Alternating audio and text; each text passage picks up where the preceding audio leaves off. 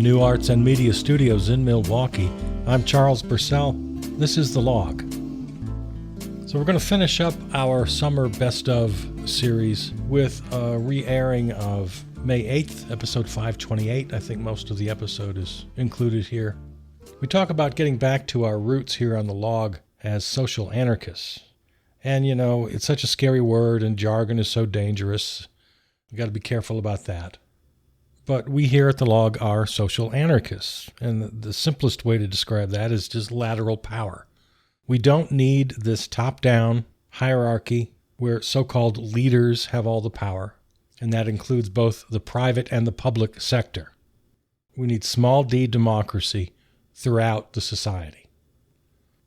We talk about this ridiculous idea that trying to regulate profit will ever work. It only results in a never-ending arms race between the two. And then we take a few minutes imagining the alternative. There's nothing more we the people than social anarchism. They are one and the same. And especially in light of our current situation with the global rise of fascism, we need an alternative that is just as bold. We have to match them pound for pound. Because there's no going back.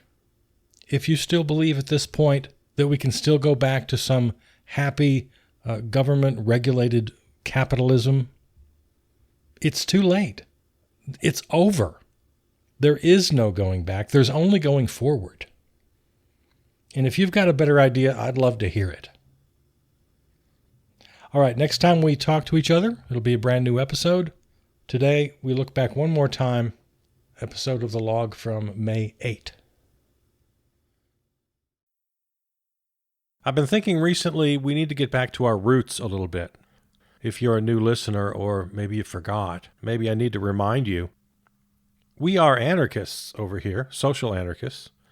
So it's kind of funny when we talk about anti-Orange Menace stuff. A lot of it comes from the traditional American left, or what they call the left, liberals, progressives, Democrats, you know, lots of different ways to think about them, lots of different labels to give them.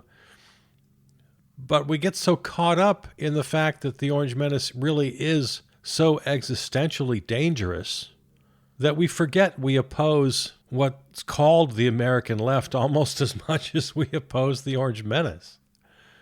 We get painted into the same corner because, you know, as I've said many times, yeah, we have to form a coalition in rebellion to the regime. Yeah, I'm all for that coalition. But I feel the need that we have to remind ourselves once in a while, yeah, that's not the agenda we want, though. Once we win, we have big ideas that the so-called American left don't share. Anyway, let's just keep that in mind as we have our little conversation today. All right, what's going on out there? Airplanes, panic. Newark Liberty International Airport. Reports of at least 15 up to 20 planes suddenly lose all communication with air traffic controllers. No radar, no radio. Reports say for a full 30 up to 90 seconds, the people in the tower couldn't see, hear, or talk to the aircraft. This went black. Frightening. Just a very tense situation. Luckily, no crashes because of that blackout. But hundreds of delays, cancellations, and this weird detail of the story that several air traffic controllers are on trauma leave because it's become so out of hand. And you might wonder why. Well, airports are part of the public infrastructure, and they've had no attention for decades. Now, there was the big Biden infrastructure bill. Remember that? It passed his first year in office, 2021. From that multi-billion-dollar funding, $30 million were earmarked for Newark Airport. And improvements are starting to happen as we speak, but these things take time. Maybe if the administration before Biden had passed an infrastructure bill like they kept promising, we'd have some things done by now. And maybe if the administration after Biden hadn't come in and started freezing funds and trying to claw back money, writing executive orders to pause the disbursement of billions of dollars of infrastructure, transportation. Yeah. So what other essential infrastructure is going to come tumbling down? And some of the improvements in that infrastructure bill, the Biden bill, are happening as we speak and will be happening over the next year or two. But the current regime has to do something, and I don't know how the hell they do anything for the public good, given their current stand on spending.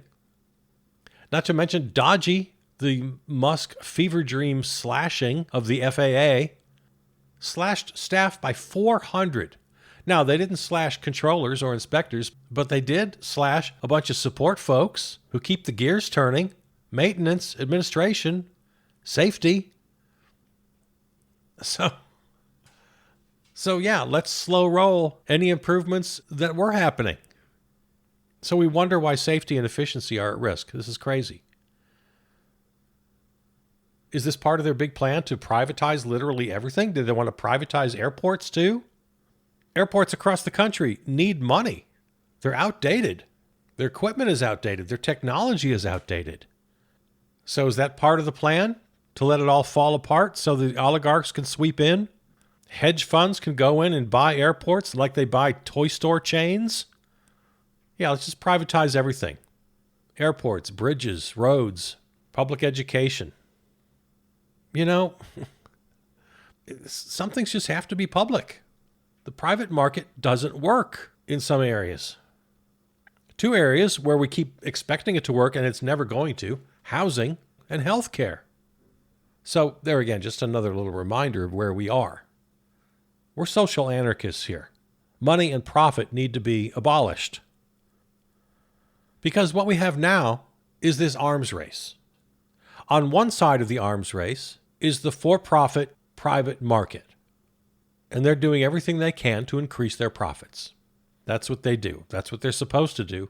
In fact, companies that are public and have boards of directors and trade on the public stock market are legally obligated to create as much profit as they possibly can. That's the law. That's how it's set up. So that's one side of the ledger.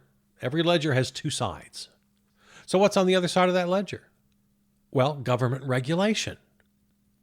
Only the most unhinged right-wing radical thinks that all regulation should be gone, that private corporations should be 100% free to do whatever they want to maximize their profits without regard to any regulations, safety regulations, labor, health, environmental. Just scrap it all? Of course not. So then we have this age-old fight of where to draw the line. Well, you can't have too much regulation, but then again, you have to have some regulation, and it becomes this little game we play. But here's the problem. It's not a matter of finding the right sort of, Goldilocks solution. Oh, it's too hot. Oh, it's too cold. Oh, it's just right. No, there's no Goldilocks situation. It's the relationship itself. This arms race between regulation and profit that will never work. Regulation will never win the arms race against profit. Not now, not ever. Because for every regulation, the profit makers find a way. They find a new way to either get around it, invent something new. And when they do, then the regulators have to step back in and they have to up their game. And that's why I use the metaphor of the arms race, because that's exactly what it is. The profiteers step up their game. The regulators have to step up their game. It keeps going and going in this endless cycle. And then people wonder why the government is so large and inefficient. Because they have to continually try to keep up with the new financial innovations of the private market. It's a lose-lose for everybody, except, of course, the oligarchs who get their cut no matter what happens. But we have to end the arms race. We have to end the arms race itself. And it's only getting worse now. With AI breathing down our neck, and God knows what's going to happen in that sector over the next year or 10 or 20 years. with the absolute crisis we have in information technology, in news media, the corruption, with the climate crisis breathing down our neck.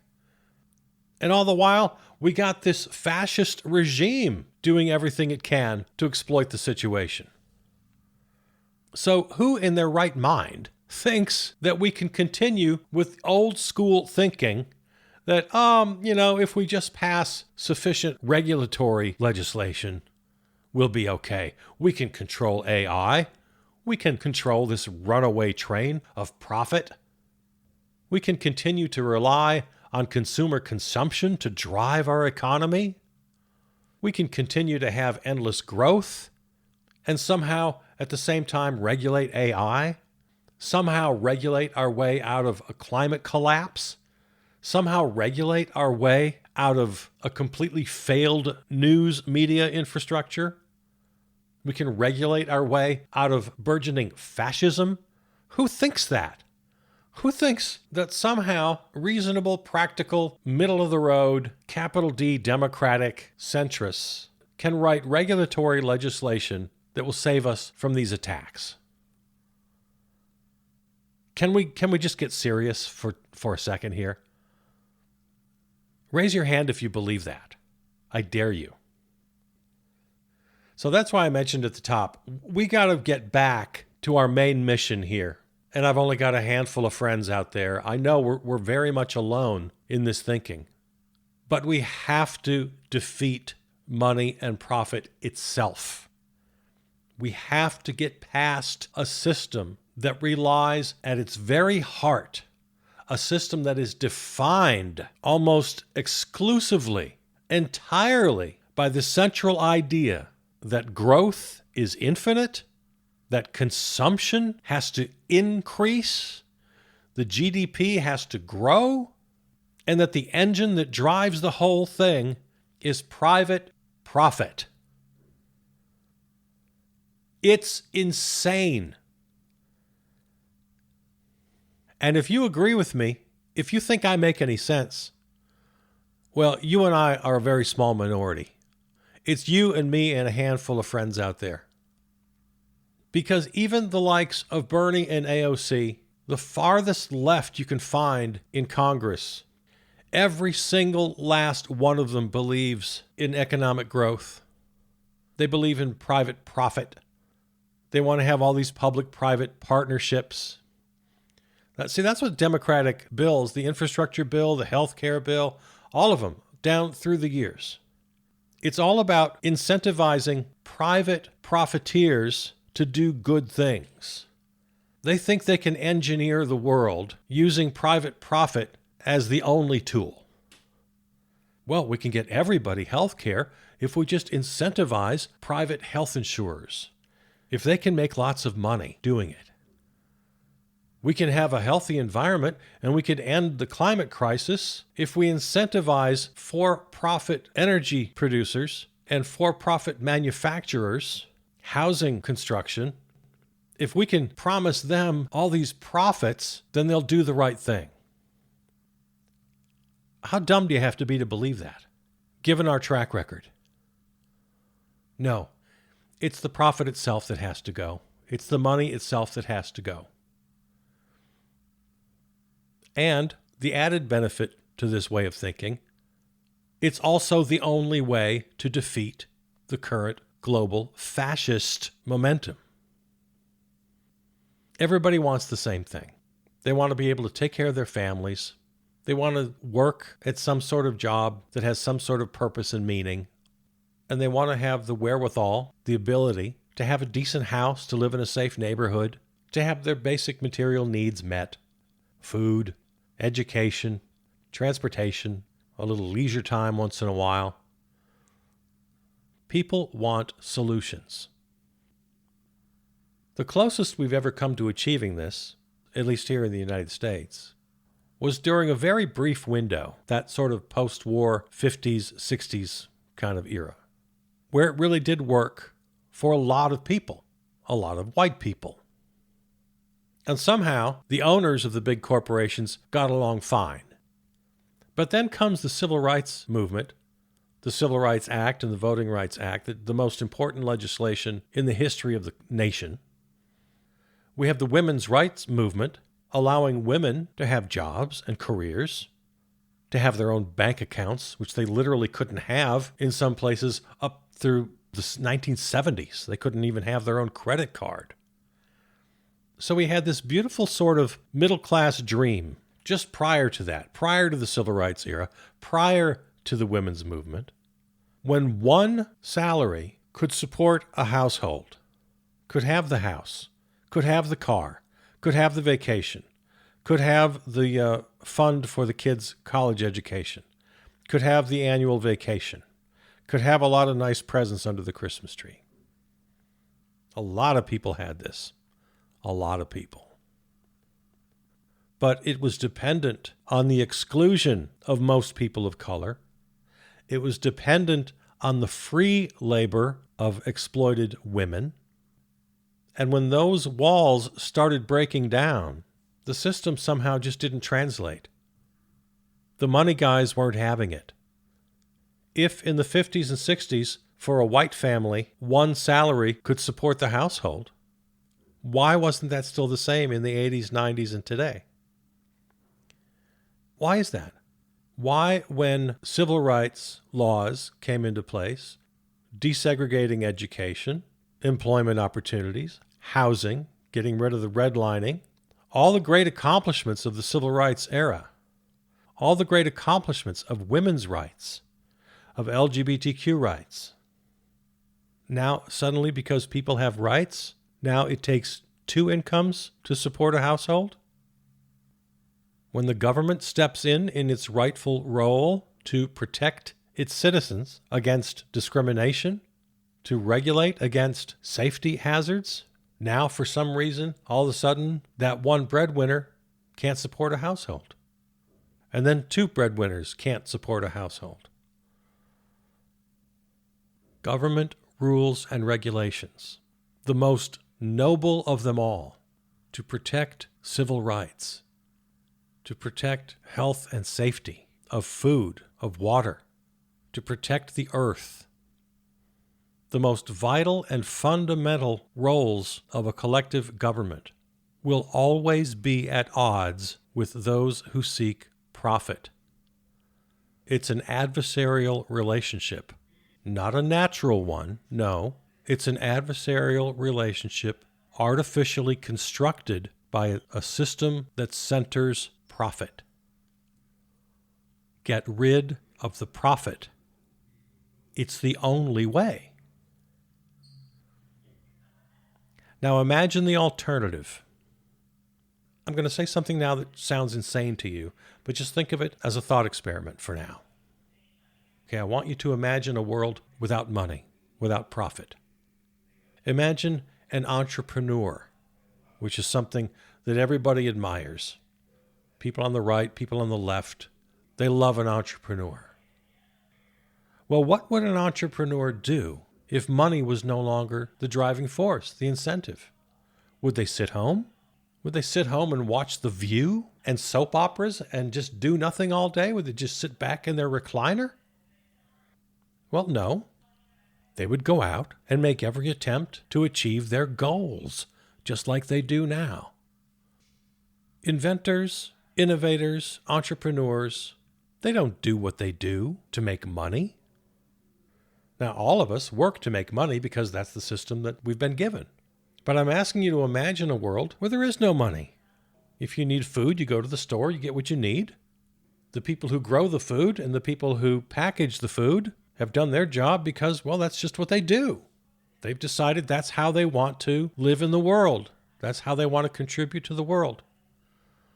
What would you do every day when you got up if you weren't forced to go to a job that you didn't want to do? Which the research tells us is the majority of Americans. I don't know how many exactly, but when they do the surveys, when they do the research on this, it's well over half of people who say, no, they probably wouldn't do what they're doing now if they had a choice. They're only doing what they have to do because they have no choice. They have to make money. Imagine a world where you could just go online and see in a couple of clicks What kind of work out there needs to be done? Where are people needed to grow food, to work in air traffic control towers? Where are people needed in healthcare facilities, in hospitals? How many teachers are needed in Texas? How many teachers are needed in Hawaii? Then you just go do it. If you don't have the training, you'd go to school, which would also be free because everything is free. Nothing that much really changes from the kind of world we're used to, at least when it comes to essential work, the work that really needs to be done. We would have universities, we would have factories, we would have hospitals, we would have schools, we would have farms and grocery stores, hardware stores. We'd have what we needed. And you as an individual would just get up and decide what you want to do. How do you want to serve? Now, why is that crazy? Well, it's not crazy. Well, most people won't do anything. No, why do you think that? There's absolutely no reason to believe that. I don't believe that for a second. Everybody wants to do something. They want to work. They want to achieve things. They want to contribute to society. Well, sure, everybody would just, be musicians. Fine, we'd have more musicians. Nobody would pick up the garbage. Well, of course they would. Why wouldn't they? So if you believe that, do you believe that all of those jobs, low-level burger flippers and administrative assistants, and you think all of those people are forced to do those jobs for fear of not being able to feed their families? And if that's the truth, what kind of a system is that? Where we have to just strike fear into people's hearts in order for the world to work, in order for us to have what we need. If everybody got up and did exactly what they wanted to do every day, we would have everything we need. The entire financial industry, brokers, bankers, hedge fund operators, investors, they'd be in the history books. They wouldn't exist anymore. Insurance companies wouldn't exist. We would have no shortages of teachers, farmers, grocers, all the essential work. We'd have no shortage. We'd all take care of each other. Healthcare, my God, one of the greatest shortages of all, the healthcare industry. Elders need care. Kids need care. Instead of one teacher and 40 kids in a classroom, we'd have a ratio of one teacher for every 5 or 6 kids. We'd still have everything we need. Convince me that we wouldn't. There wouldn't be rich people. There wouldn't be poor people. There'd just be people. Everyone would have a fine education. Everyone would have fine nutrition. Instead of one militarized cop for every 10,000 citizens, you'd have dozens of safety monitors on every block.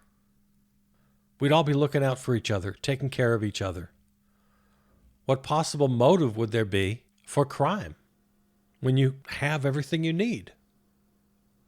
What motivation would you have to accumulate more than your neighbor? It would just be ridiculous. It would be frowned upon. And more than that, it would just be absurd. Why in the world would you hoard anything? It would make no sense. It would be a sign of insanity, for which there would be plenty of care. We're currently in an arms race between well-intentioned government regulators and the madness of eternal and ever-increasing profit. And I say end the arms race. Take away the profit. You can take away most of the regulation. You libertarians out there, you old-school conservatives, you hate government regulation, you hate all the laws, you hate all the red tape. Most of it goes away. Because what private company would destroy the planet if they had no financial incentive to do so? Why would they do that? Why would they pollute the air and the water? For the fun of it? Yeah, we got to get back to basics here on the log. We got to get back to abolishing borders, abolishing money, abolishing profit. We got to get back to social anarchism, where we have very little use for government power, where small d democracy is everywhere. It permeates all of our lives. When we get together to do work, to make things, to grow food, to distribute that food. When we get together in groups to meet one another's need for goods and services, we do it under our own free will and with small d democracy permeating everything we do. We don't need leaders. We don't need bosses. Anybody who's ever worked in any situation, you name it, you know how useless your manager is. You know how useless your boss is. Anybody who's worked knows this. And to bring this all back to our current situation, it's the only alternative bold enough to defeat the authoritarian fascist promise to rule with an iron fist, with all these promises of law and order, these promises to silence or suppress or to even kill the enemies they've invented. Fascism is a powerful movement that attracts the people who are most vulnerable and most afraid. And those very same people, the most vulnerable, the most afraid, are the very people who will find their wealth, find their freedom, find their power, find their autonomy in social anarchism, where we destroy forever the very idea of kings, of leaders, of millionaires and billionaires and bosses. This is the most we the people political philosophy imaginable. And if you think it's unrealistic, if you think it can't happen, I want you to tell me why. Articulate the reasons why this can't work. I can give you 100 reasons why it'll be resisted. I can give you 100 reasons why the powers that be hate the idea. Sure, that I get. But tell me why the system itself wouldn't work. Tell me what we wouldn't have. Tell me how we lose with bosses and billionaires in the rearview mirror of history, and with each one of us in charge of our own destiny, working together democratically. Yeah, I agree with you. The powers that be will fight it. Of course they will. I agree with you. It won't be easy to achieve. But you can't tell me that the system itself wouldn't work. I don't know how you tell me that. Fascism is a worldwide movement. It's a powerful movement. The only way we defeat it is with a movement that is equally powerful and diametrically opposed.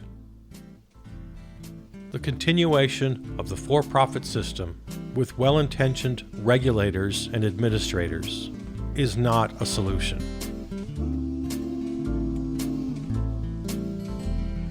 You've been listening to a best of episode of The Log from May 8th, episode 528. Find all episodes at the website charlesburcell.com or on your favorite podcast platform. Follow on Substack and Blue Sky.